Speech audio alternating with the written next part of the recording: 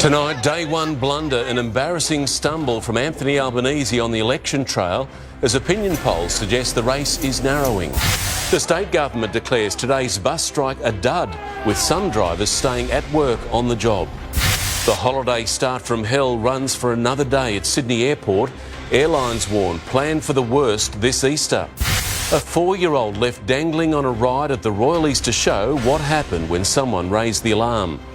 The serial pest who brought an NRL match to a halt is sent to jail. A bank's new way to protect you from dodgy online deals. And the Rabbitohs plan to get by without Latrell for the next 2 months. Live from Sydney, 7 with Mark Ferguson. Good evening. Scott Morrison has made the most of the first full day of the election campaign, taking advantage of an awkward blunder from Anthony Albanese. The Labor leader couldn't name the current cash rate or unemployment figure and was left scrambling.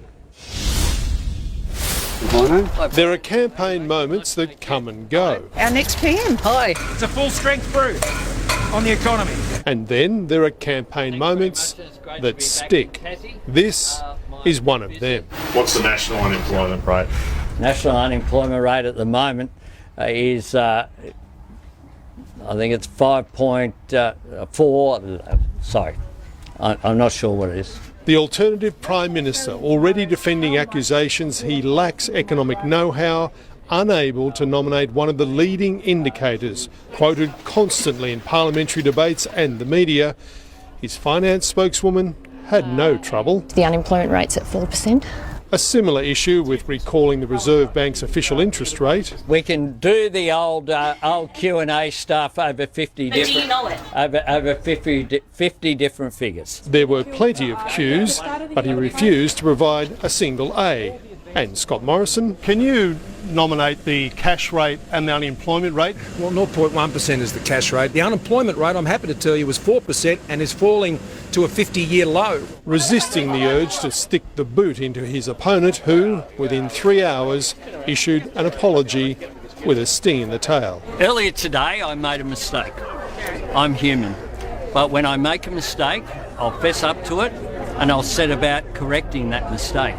I won't blame someone else, I'll accept responsibility. Earlier, head-to-head on 7 Sunrise, if only briefly. Interviewed one after the other, Scott Morrison emphasising the economy. Well, this election is a choice between the proven economic and financial management of my government and a Labor opposition that is unproven, untested and unknown. But facing his own test over reports Education Minister Alan Tudge's former press secretary, with whom he had a long affair, will be paid more than $500,000 compensation after an investigation into her allegations of bullying and harassment. Yet Mr Tudge remains technically a member of his cabinet. We held an independent investigation into that matter and there was nothing found that would see Mr Tudge not being able to continue on in the role. Followed by a small group of Labor protesters campaigning in the New South Wales South Coast marginal of Gilmore, where candidate and former New South Wales Minister Andrew Constance previously said the Prime Minister got the welcome he deserved at nearby Cobargo after the Black Summer bushfires. I love it that he's on my team because he calls it, and he calls it straight. Visiting a cannery where a $1 million grant helped buy a high-tech labelling machine. With the first news poll of this campaign showing Labor still well ahead, Scott Morrison knows that for him, this election remains far from in the can. Labor's primary down 1 to 37, the Coalition 36, Labor leading 53-47 after preferences, as the Parliament is officially dissolved with a bang. On a day, Anthony Albanese really needed a hug. And political editor Mark Riley joins me now from the Rocks. Mark, how damaging is this day one slip-up for Anthony Albanese? Well, Mark, everybody's entitled to a brain fade now and again. I know viewers don't particularly like these gotcha moments, but this one really is a shocker. The unemployment rate has been at the centre of the economic debate day in and day out for most of this year. And for Anthony Albanese not to know it, and he had no idea, is frankly gobsmacking. I noticed though that Scott Morrison didn't rub it in. Of course, he didn't know the price of a loaf of bread recently and people in glass houses and all that. But for those people who had questions about Anthony Albanese's grasp on detail and on the economy in particular, they might have just a few more questions tonight. Mark. Mark Riley in Sydney, thank you. The state government claims today's bus driver strike was a flop after staff in several Sydney regions reported for work as usual. But many commuters were inconvenienced and the unions are threatening further industrial action until their demands are met. Marching to a beat that's become all too familiar outside Parliament, same pay, same job, same pay. The state's bus drivers took their turn. What are we doing? Stand up, fight back! Walking off the job and down Macquarie Street. We just want better conditions. We're not asking for much. Demanding uniform pay rates across Sydney's 15 privately contracted bus regions. Some of the companies that drivers work for, they're the lowest paid company in Sydney. You know, it ranges anywhere from $28 to $32. Also demanding improved conditions. You can't even get a toilet, you can't get lights on, you can't get a microwave, you can't get any facilities. Drivers say even where facilities exist, they can be caught short. I have to plan my trip to make sure I can go to the bathroom. We're talking about things like toilet breaks, rostered toilet breaks. We're talking about a week extra annual leave. You know, we're talking about drivers doing 12-hour broken shifts instead of 13. The Transport Minister says Parliament shouldn't be the target for today's rally, arguing that if these drivers have issues, they should raise them directly with their private employers. The Transport Minister and the Premier would like to run a series of conspiracy theories here about how they're not responsible, but they hold the purse strings. It is not the government's job to get between a worker and an employer. Workers who the Minister claims backed him today, most drivers staying behind the wheel, especially in the north, south and the hills. The most militant were in the inner west and Liverpool regions. I think that there's a few union officials that are red-faced today, given that we have parts of Sydney where 100% of the workforce turned up. Giving the strike limited impact. I wasn't aware there was one. And state political reporter Amelia Brace joins me now. Amelia, unions are undeterred by today's turnout. That's right, Mark. I spoke to the Transport Workers Union this afternoon, which conceded that numbers today were lower than anticipated, though it says its members are committed to achieving those changes. The union lashed out at the Transport Minister for saying that this is not the government's responsibility, saying that David Elliott needs to come to the negotiating table, warning that if he doesn't, bus drivers will be back here outside Parliament in larger numbers demanding action. Mark? Amelia Brace on Macquarie Street, thank you. Travellers are struggling to get away smoothly as school holidays and the Easter break collide. For a fifth straight day, there were major delays at Sydney Airport, with many forced to wait hours to make it through security checks. The definition of itchy feet, a fifth day of check-in lines spilling out the domestic terminal doors, and at the other end, passengers waiting almost an hour for their bags. Airlines urging forward planning and patience. We do have high levels of absenteeism across the board. So what we're trying to do is encouraging passengers to think about what's in their luggage. The message is sinking in. We're here 2 hours ahead of our flight departure time as per the instructions given. So we're playing it safe. We've come early because we knew the lanes would be long. But there are more headaches waiting at your destination when it comes to finding a hire car this Easter long weekend. In Sydney, the average vehicle will set you back $250. You won't find one at all in Byron Bay, the Gold Coast or Brisbane. And south of the border, it'll be close to $400 in Melbourne and the eye-watering $630 a day in Hobart. My first reaction was, I'm just not going to go away. It was just too expensive. Victoria Martin eventually found a car through Kinto. It's a 24/7 digital and you just go to the vehicle when you want it, you book when you want it. For the cruisers, if you can stomach the costs, you have to be quick. We're actually seeing demand for longer cruises plus further out. So our World Cruise in 2024 sold out in 30 minutes.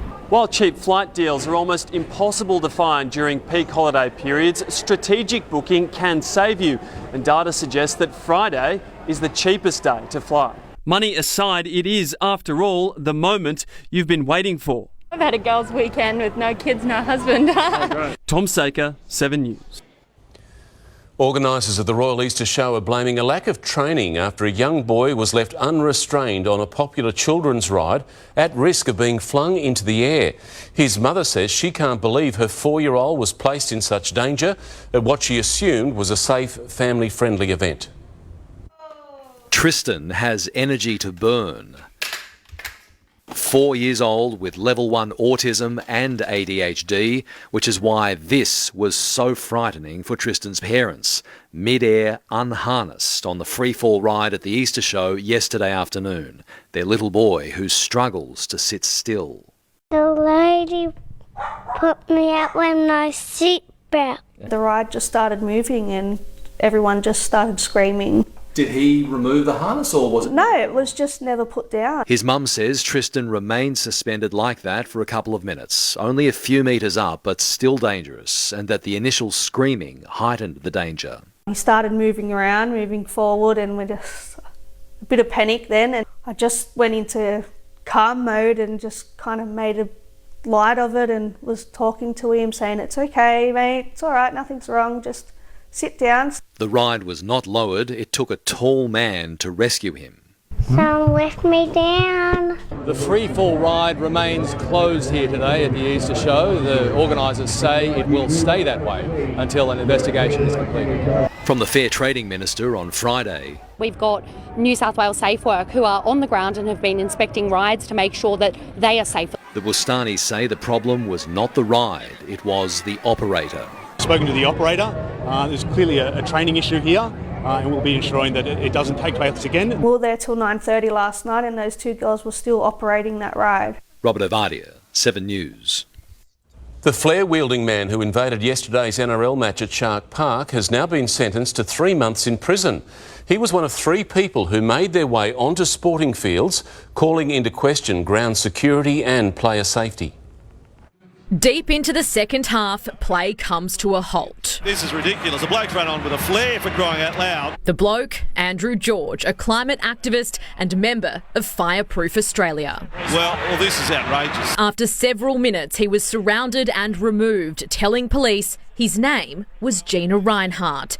Earlier, he posted his justification online. I am a hell of a lot more scared of what the future holds for every young person in this country. He's part of the group that recently blocked major Sydney roads. George was arrested and fined after blockades in Newtown, Mossman and Sylvania.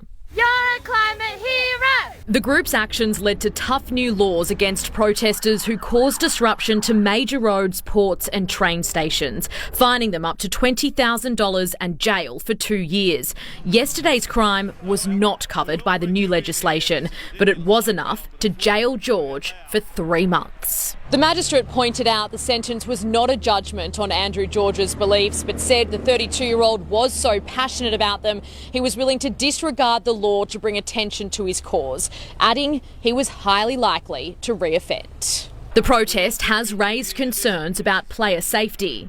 To get that close to players, luckily nothing happened, but having this situation will put a bit more urgency into, upcoming games. Later, another man ran on, taking down a security guard. And earlier, a woman took to the field on the Gold Coast. She's now said publicly this tackle was fair. Miley Hogan, 7 News. A business in southwest Sydney has been shot at. Police were called to the 56 Cafe in Condell Park around 6:30 this morning after people reported shots. At least 5 bullets penetrated the shop front. Police also finding a number of cartridge casings. The shooting has been linked to an attempted extortion. It's also the same street where underworld figure Majid Hamzi was shot dead in 2020. Every year, thousands of Australians are swindled in online shopping scams. Now, Westpac has a new way to protect customers from dodgy overseas sellers, automatically blocking transactions that don't seem legitimate, potentially saving more than $120 million a year. Diet pills, nutrition supplements, online dating subscriptions. Just 3 of the most common online shopping scams. These types of services can be difficult sometimes to really adjudicate true value of if a diet pill is really working or how many particular people might be on a dating website. Now Westpac is trying to tackle those scammers before the damage is done, automatically blocking suspicious transactions from overseas retailers. and notifying customers by SMS. Almost all customers, when we let them know that we've blocked it because we have concerns about the merchant, they are quite appreciative. It's then up to the customer to call the bank if they want to go ahead with the purchase. Last year, Australians lost more than $8 million to online shopping scams, with more than 20,000 separate complaints made. Shoppers aged 25 to 34 reported the highest number of scams, while those aged 35 to 44 lost the most money. With scams on the rise, more businesses are stepping in to help, including Telstra, which recently launched an SMS filter to stop scam messages before they hit customers' inboxes. Sharing experiences with friends and family can help. The more we're talking about it, the more it becomes less of a taboo topic. And know the red flags. Are they calling me and creating a sense of urgency? Does it look like it comes from a person of authority? Is it a too good to be true type story? Gemma Acton, 7 News. Her Royal Highness Princess Anne has wrapped up her 3-day visit to Australia. She spent the morning visiting members of the Australian Army at the Holsworthy Base in Sydney southwest, inspecting the barracks before delivering an address. It's just an honour to be here today, and it's probably something I'll never witness in my career again. Princess Anne is expected to touch down in Papua New Guinea shortly. She'll spend tomorrow meeting with locals, government officials and the Prime Minister. The Queen has revealed she was left very tired and exhausted by her recent bout of COVID. The 95-year-old made the admission in a video call to hospital staff and patients. Welcome, or should I say e-welcome. Performing royal duties remotely. With no further ado, I will unveil the plaque. Her Majesty formally opens the Queen Elizabeth unit at the Royal London Hospital. Beaming in from Windsor Castle. Normally a project like this would take at least 5 months. It's amazing, isn't it, what can be done when needs be. Talking with staff and former patients, Asif Hussain was almost killed by COVID. I'm better now. I've recently left the wheelchair, so I'm walking about now. I'm glad that you're getting better, and it does leave one very tired and exhausted, doesn't it, this horrible pandemic. A revealing response, offering insight and empathy. It obviously was a very frightening experience to have COVID very badly, wasn't it? And of course, not being allowed to see your relatives was very hard, wasn't it? The monarch tested positive in February with mild cold-like symptoms. She spent a night in hospital last October and since has missed several key events. Her first public appearance in almost 6 months was at Westminster Abbey for her late husband Prince Philip's memorial. Her Majesty's mobility then and now a major factor in future engagements. This week, for the first time, she'll miss the annual Maundy Day church service, represented instead by Prince Charles and Camilla. Video calls to become commonplace. Thank you very much indeed, all of you. In London, Tom Hartley, 7 News. Floodwaters are yet to fully recede along the Hawkesbury Nepean, with low-lying paddocks still swamped and some sheds and vehicles underwater. At Agnes Banks, road crews have been clearing debris as they prepare to reopen the bridge. Warragamba Dam remains at 100% capacity and is currently spilling. Time to check the weather now. Angie, what a superb day. Wasn't it, Mark? A burst of summer, barely a cloud in the sky across Sydney. This was a spectacular view from Blues Point today. The harbour just sparkling under all that sunshine. It also allowed temperatures to rise sharply. We reached a top of 30 degrees this afternoon. Sydney was among the warmest spots statewide. Only the far west climbed further. 33 degrees was the top at Burke and 31 at Hay. Now, the sunshine is about to come to an end, though. Our model shows more showers spreading across the east over the next 3 days. Heaviest falls between about Newcastle and Coffs Harbour. That grey forecast does include Sydney as well, so more showers just as Water New South Wales commenced another drawdown of Warragamba moments ago. Details on how much more rain we're expecting in the catchment soon, Mark. OK, Angie, thank you. Rock star Daniel Johns is in trouble again. Coming up, why the former Silverchair frontman could be heading for jail. The Australian in Ukraine handing out aid and defusing landmines. What sent tourists scrambling at one of New York's most iconic locations. Later, the far-right friend of Vladimir Putin, who is taking on Emmanuel Macron in the French presidential election. And why dirty pond water could be key to treating some of our sickest children. Welcome back. Former Silverchair frontman Daniel Johns could be jailed after pleading guilty to high-range drink driving. A magistrate has warned him he faces time behind bars after colliding with a van on the Pacific Highway near Newcastle last month. Johns returned a blood alcohol level more than 3 times the legal limit. A sentencing hearing is set for June. A new general is now in charge of Russia's military operations in Ukraine. His nickname is the Butcher of Syria, and tonight he's planning a new offensive in eastern Ukraine. A convoy 13 kilometres long. Russian tanks lined up in eastern Ukraine, ready for a dangerous new phase of the war with a new general in charge. This is the so-called Butcher of Syria, Alexander Dvornikov, dragged in by Putin after Russian troops were forced away from the capital, Kyiv. Expect brutality, more civilian casualties, as payback for the 19,000 Russian troops who've died on the front line. This general will just be another author of crimes and brutality against Ukrainian civilians. The invasion is heightened in towns already decimated, Mariupol and the second largest city, Kharkiv. Ukraine won the battle for Kyiv. Now another battle is coming. But civilian fighters are confident, backed even by Australians. Is that your real name, Joe? Might be. This is Joe. He's cagey about his background, but did tell us he's from Sydney and is a public servant. It's intense, yeah. The Russians love to use their artillery, and they use it a lot. When he's not picking up a weapon, he says he's checking vehicles for booby traps left by the Russians. Swiss Army knife, you know what I mean? I'll butter your bread or I'll cut something. We met Joe when he and other international volunteers showed up to help exhume bodies at a mass grave in Butcher. There are 67 bodies in this gravesite in the grounds of a church. The clean-up in Butcher has already started. Council workers and teams of volunteers shoveling away tons of spent ammunition and the remains of blown-up houses. As they clean up the streets, they take the war wreckage to a dumping ground in an open field. On this little red sedan, you can see the strip of white cloth across the roof, and they were flying that flag when the vehicle was hit. Their belongings are still inside. There's also some human remains have been left behind. If you have a look across this field, there are cars like that everywhere. Cars that people tried to escape in, some dying in the process. Have a look at this white van. Bullet holes have just raked down the side of it, and on the front, in Russian, the word for children. There are more civilian cars here than fighting vehicles, with fears this war graveyard will be recreated in Ukraine's east in coming days. In Kyiv, Jeff Parry, 7 News. Thousands of terrified tourists have run for their lives in New York's Times Square after a large explosion was heard near the popular spot.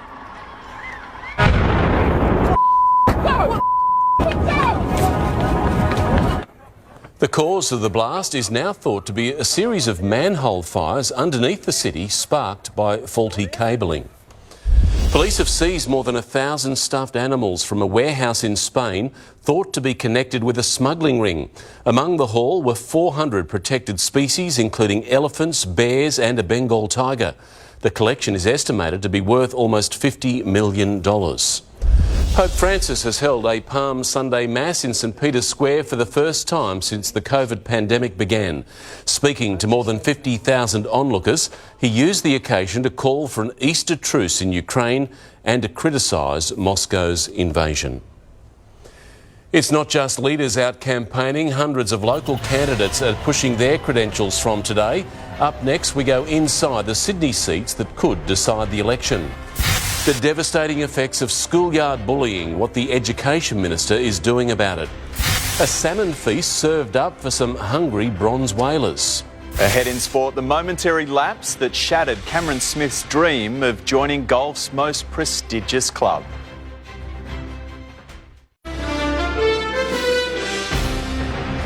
Welcome back. Returning to the federal election now, and candidates in key Sydney seats hit the ground running today as the campaign clock started ticking. While Zali Steggall staged a colourful pitch to commuters on the northern beaches, there was pounding of pavements in our west in a tried and true bid for votes. Campaigning on the main street of Maryland's, I'm a mum, small business owner. Liberal candidate Maria Kovacic comes face to face with frustration. We pay tax, Yeah. right? You take from the budget money to do the freeway and the road. I'm here to Also, listen. not just- As I said, I'm focused on each individual person, having a chat to them. Trust in governments at a low after lockdowns. We had helicopters above us with microphones, stay inside, threatening. It was quite threatening. The seat of Parramatta, a key Western Sydney battleground. Hard to fight when you're a Labor candidate who lives in Bellevue Hill. I've lived in this community for nearly 2 decades. Near the Spit Bridge this morning, in Warringah, a roadside spectacle. Zali Steggall now leading a wave of independence. Communities have had enough of the party machines. They've had enough of the suits behind the scenes making the power plays. Absolutely inspired by Zali Steggall. Sophie Scomps and her curbside campaigners contesting the Liberal seat of Mackellar. In the south, Liberals are eyeing Craig Kelly's electorate of Hughes. They need it back in order to maintain their one-seat majority. But while it is in play, it won't be a simple win. I'll fight every single hour of every single day up to next election. He has some positions which I don't think that most of the people that I'm speaking with on this campaign trail agree with. These Melbourne protesters agreeing with that. Oh, the back of the head's fine. Georgia Steele, vote 1. The campaign could be more bruising. Serena Andaloro, 7 News. There was more electioneering at the opening of a new bridge across the Murray River today. Canberra chipped in, but the Victorian Roads Minister reckons they could do better. We're going it alone on the Metro Tunnel. We're going it alone on the Westgate Tunnel. If these were projects in New South Wales, we'd be getting 50% funding. This is how important regional Australia is to the Labor Party. What party are you with? The Nationals. What party are you with? You need to be on the same team. And now we're going to go to the Labor Party candidate. Excuse me? We're not politicising this. Crickets. The bridge was eventually opened. A frustrated mother is set to sue the school system after systemic bullying left her 9-year-old son battling regular seizures. As parents demand better protection for vulnerable children, a new task force has been commissioned to try to generate fresh thinking. How does a girl lose the will to live at just 15 years old? Matilda Tilley Rosewarne did, overcome by depression and anxiety after she was relentlessly bullied on social media. It's in the privacy of, children's bedrooms on phones. Tilley's legacy will be a special task force comprising of police, mental health workers and survivors of abuse to prevent teen suicides. There is no tolerance for it in our school communities. As for the physical effects, there may be no worse than 9-year-old Connor, seen here having a seizure. Connor, you're safe. Doctors say trauma at a Perth school has resulted in him developing functional neurological disorder, FND. They'd be rude and they'd push and they touched me. They whacked me and they pulled my pants down. And they threatened other people to hurt me. He's being terrorised daily to the point of saying he wants to die. In 85% of bullying cases, multiple students are present. 1 in 5 young students say they've been bullied online, and almost all of those bullied online have been bullied in person as well. The task force will look at ways to prevent cyberbullying. Over the coming weeks, members will meet and brainstorm ideas and work towards creating an advisory committee. I really think we can see some meaningful reform. It's just about working collaboratively and having all those voices at the table. Leonie Ryan, 7 News. France is preparing for a fierce presidential election rematch with Emmanuel Macron facing off against his pro-Putin opponent, Marine Le Pen. The two candidates beat 10 others to progress to the final round, with many voters rejecting the traditional parties. The two finalists revealed on live TV. De vous annoncer que les deux finalistes de cette élection présidentielle, the centrist incumbent and his populist rival, and Emmanuel Macron's Paris party Relief and Reality. Car ne nous trompons pas. Let's not be fooled, nothing is decided yet. The debate we'll have in 2 weeks to come is key for our country and for Europe. This was the first round of the election, Macron finishing at the top of 12 candidates with around 28% of the vote, Marine Le Pen 23%. They'll now face off just as they did 5 years ago.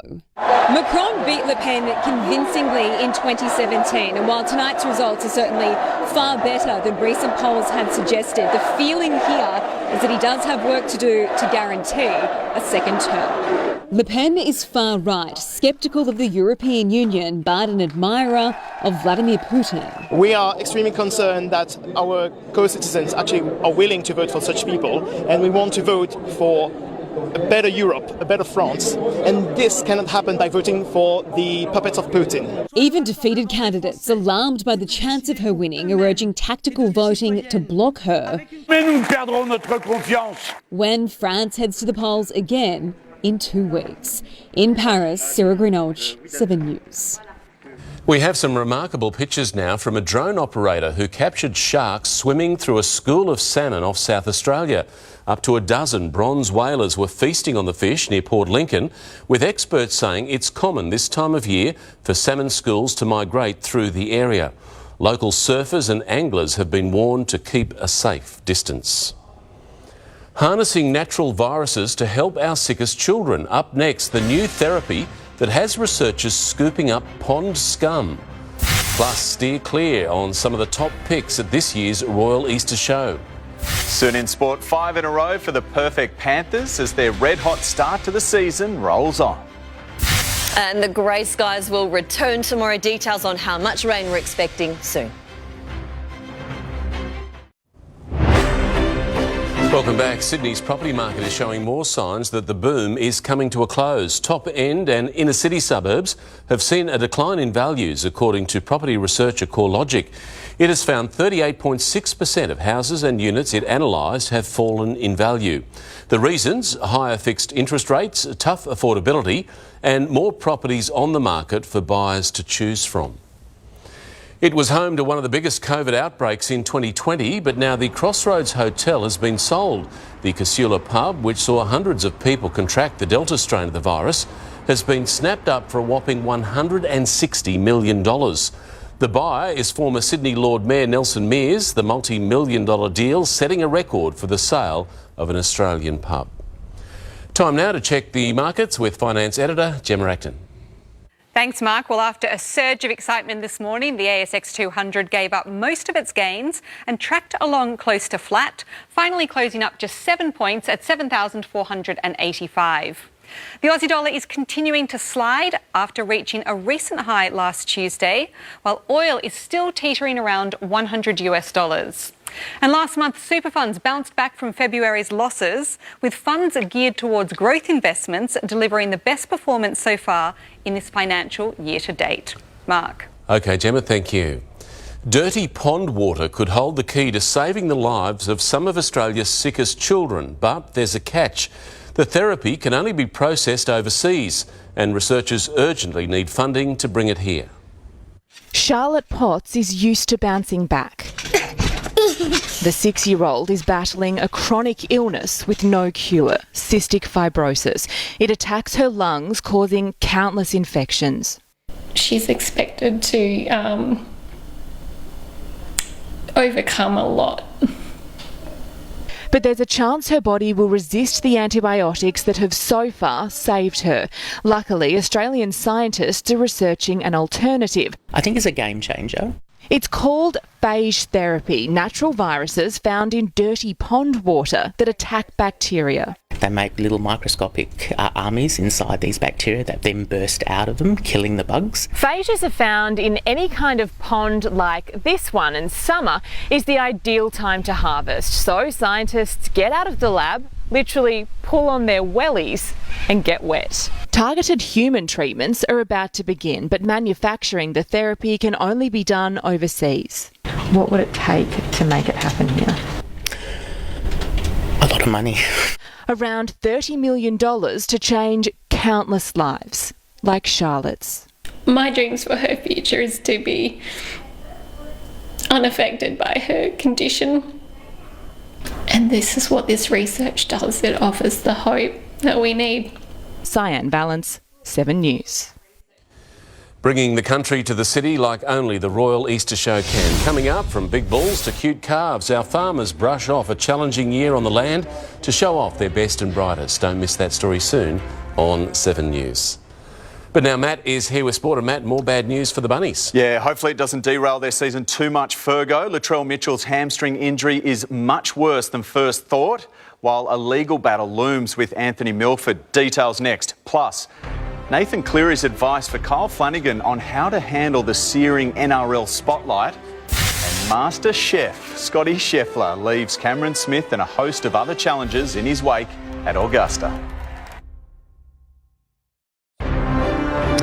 Welcome back. There's shocking news for Latrell Mitchell and the Rabbitohs tonight. He's facing up to 8 weeks out. Scans discovered a hamstring tendon tear today. At the same time, a legal battle is brewing for South Sydney over Anthony Milford.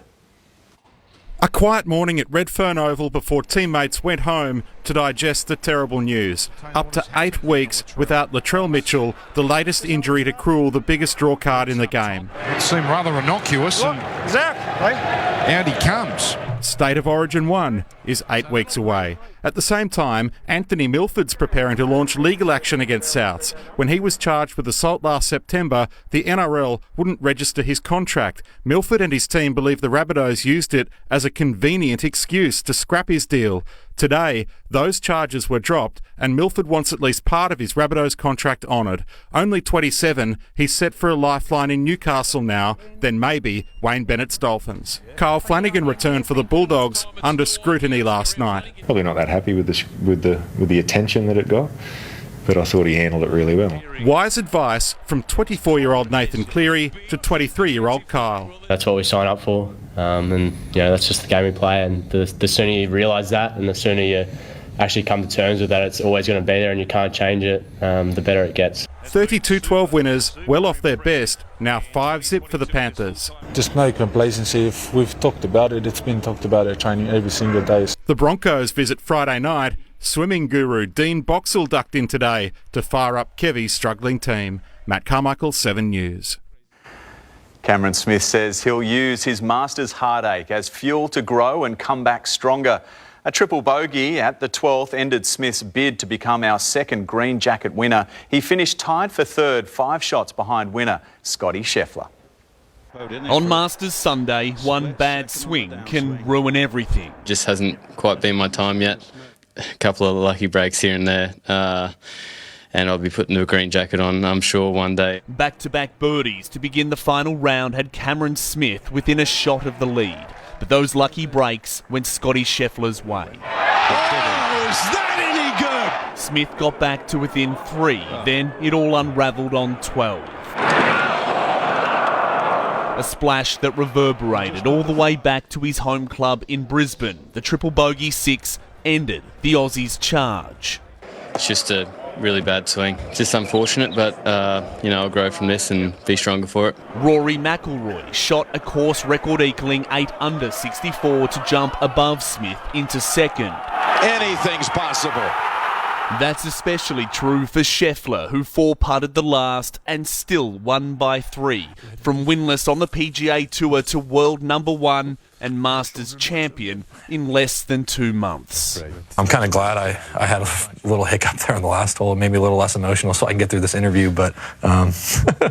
Scotty Scheffler's dominant victory only narrowly outshadowing the other major headline of this year's Masters, the unthinkable return of one of the game's greats. Tiger Woods finished in 47th, his worst result in 24 visits to Augusta, but just getting here 14 months after nearly losing his leg in a car wreck, a victory in itself. It was an unbelievable feeling just to have the patrons and the support out there. I don't think words can really describe that, given where I was. In Augusta, Georgia, David Woywood, 7 News. Mick Fanning's Bells Beach cameo could be short-lived. Out of retirement to chase a record 5th Bells title, Fanning finished last in his opening heat and now faces the elimination round. Hopefully I can put on a better show because that one was pretty embarrassing. I love Bells. Everything was feeling really good. Walking down the stairs, running around the cliff. Kelly Slater's through to the 3rd round, eyeing the same record. The Premier League title race remains on a knife edge. Manchester City and Liverpool couldn't be split at the Etihad Stadium this morning. And Jesus has scored! Liverpool are stunned here. The Reds trailed twice but rallied to salvage a 2-2 draw. They're a point behind City with 7 games to play. Jack Miller led the US MotoGP until 5 laps to go when Italy's Enea Bastianini passed for his second victory. Alex Rins pushed Miller down to third on the second last corner, but they love the 27-year-old Aussie in Austin, Texas. They sure do. He fits in very well. And Fergo, wasn't it great to see Tiger back in the red shirt, back on pro tournament once again, but also Cam Smith? I reckon he's got one in him. He's got a lot of titles coming his way. He does. Worth the early start. Thanks, Joe. For many families, the Royal Easter Show is all about the show bags and the rides, but today it was the best in livestock taking centre stage. It couldn't come at a better time for some farmers left devastated by recent flooding in the Northern Rivers region. For the Humphreys family, it's always a full house. Among these 9 cattle and 2 calves are junior and grand champion bulls. They've been raised on a dairy farm on the state's north coast. At any one time, we're probably running around that 1,000 head of cattle on our property. But despite operating for more than a century, the past 2 months have been their toughest, still recovering from the floods. It is going to be a long battle to continue to get things put back together. A lot of them are struggling now that there's no nutrition in the grass. At the largest agricultural event on Australia's calendar, Sydney's Easter Show boasts prestige in livestock competitions, but the contests also mean training generations to come. Education is the number one thing. Each year, the Royal Agricultural Society invests around $9 million into competitions like these and other educational programs. But for farmers, the show is simply about giving back to the bush. So whether it's the cattle, the sheep, the honey, maybe it's the goats, maybe it's the rides or the show bags, there is something here for everyone. And challengers will never take the spirit from the Great Dividing Range. Farmers are pretty resilient people. They bounce back from adversity. Angelique Opie, 7 News. Now Angie's back with the forecast. Ange, much cooler tomorrow. Mark, the clouds and showers will return, but this time the change will be short-lived. Thankfully, we'll see some sunshine again before the week is out. Details next. Tonight on The Latest, our team of election experts join us for in-depth analysis. We cross to LA ahead of Johnny Depp's defamation trial starting soon and counting down to New Zealand's reopening just in time for Easter. A report from Wellington. Those stories and every breaking development tonight on The Latest. Tonight's 7 News headlines, a day one gaffe from Anthony Albanese on the campaign trail. Today's bus strike declared a dud by the state government. Airlines warning travellers to expect more delays. And a serial climate protester jailed for 3 months. Now here's Angie with the latest on Sydney's weather. Thank you very much, Mark. Sydney was just picture perfect today. Blue skies and warm northwesterly winds made for a throwback to summer. So we ended up with a top of 30 degrees in the CBD. That is 8 above the April average. Right now, still a pleasant 22. Those warm winds pushed all the way to the coast. So the city was among the hot spots in the metro region. Penrith also reached 30 degrees. 29 was the top at Camden. 28 for Hornsby. As you can see, those winds have now shifted around to the south. So things will start to cool down from here on in. The latest satellite image shows most of New South Wales continues to be cloud-free. High pressure in the Bight is the reason for that. So all fairly settled at the moment. A change is approaching though, with a cold front moving north along the coast. That will bring cooler southerlies and some showers, but that high over the Bight is what we're looking forward to. It will move a little bit closer to us, so the showers and won't last all that long. It'll become the dominant feature later in the week, bringing a return to clear skies for the weekend. Around the nation tomorrow, Brisbane, beautiful and sunny, 30 degrees. Canberra, a shower or two, top of 19. Melbourne will be fine and cool, 18 degrees with just some patchy cloud. Hobart, a top of 19, nice and settled. Adelaide, partly cloudy, beautiful top of 25 degrees. 25 forecast for Perth as well. Darwin, possible shower or storm and a top of 34. Back in the CBD, it is going to be a grey change in store for Sydney tomorrow. Unfortunately, after this run of sunshine, it's going to be cloudy with cooler southerly winds and showers. We'll see a temperature range of 17 to 22 degrees. So that drop will be quite substantial. 8 degrees down on today's maximum. Falls should amount to 3 to 10 millimetres. When it's not raining, it will be overcast, so not much sunshine in the mix at all tomorrow. To the week ahead, Wednesday also sees falls up to 10 millimetres in the CBD, about half that in our west. Thursday, just a light coastal shower remaining, which means the Easter forecast is looking a lot better. Good Friday, we'll see a mostly sunny day. Then that run of fine weather will hold out for Easter Saturday, Easter Sunday, especially warm Easter Monday. 29 degrees in our west, 27 in the city. So a bumpy start to the week ahead, but it all turns around when it counts, Mark. Long weekend looking very good, Ange. It is. Thank you. That is 7 News for this Monday. We'll have updates for you throughout the evening. I'm Mark Ferguson from all the team. I hope you have a great night.